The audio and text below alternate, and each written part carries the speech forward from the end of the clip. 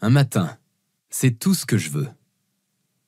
Un matin pour moi, pour faire la grasse matinée, pour dormir avec la porte de ma chambre fermée, pour me réveiller quand ça me chante, pour me réveiller et n'entendre rien, pour me réveiller et faire ce dont j'ai envie, faire un jogging, me branler ou juste retourner pioncer. « Papa, lève-toi !»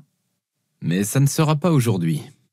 En grognant, je me retourne sur le ventre et tiens mon oreiller au-dessus de ma tête.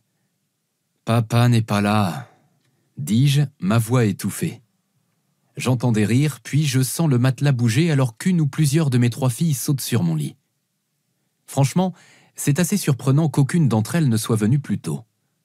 Pendant des mois après le départ de leur mère, je n'ai pas eu mon lit pour moi tout seul. Parfois c'était Millie, 11 ans, avec un mal de ventre.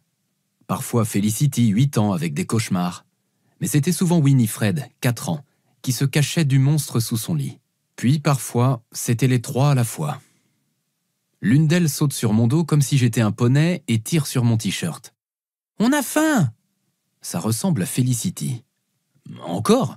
Je viens de vous nourrir. »« C'est le matin, tu ne nous as pas nourris depuis le dîner hier soir. »« Ça ne peut pas être le matin, il fait encore sombre. »« C'est parce que tu as un oreiller sur la tête, » rit-elle. « Tu ronflais aussi. »« Est-ce que Millie peut vous donner des céréales ?»« On ne veut pas de céréales, on veut des pancakes. » Je soupire.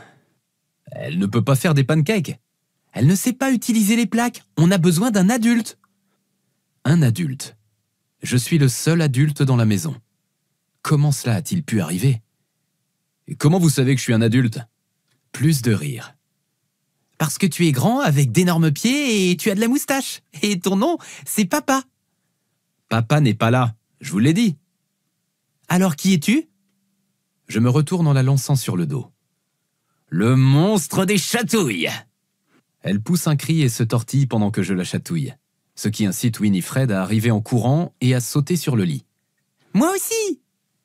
Winnie est l'une de ces rares enfants qui veut vraiment être chatouillée, ou du moins, elle désire l'affection physique. Elle se rapproche de Felicity sur le dos, présentant son ventre comme un chien qui veut être caressé. Je les chatouille toutes les deux pendant 1 minute, puis je m'assois sur mes talons et je gratte ma tête. « Vous êtes toujours en pyjama. On est samedi ?»« Oui, » dit Felicity. « Cool. Tes cheveux ont l'air drôles, me dit-elle. « Les tiens aussi, lui réponds-je.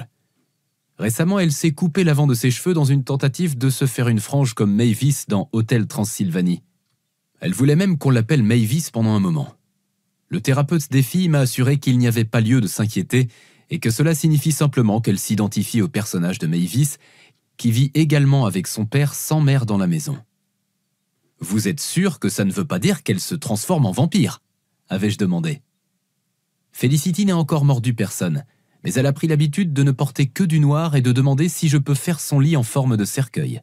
Mais le thérapeute n'a fait que sourire. « Je suis sûr. » Millie apparaît dans l'encadrement de ma porte en pyjama.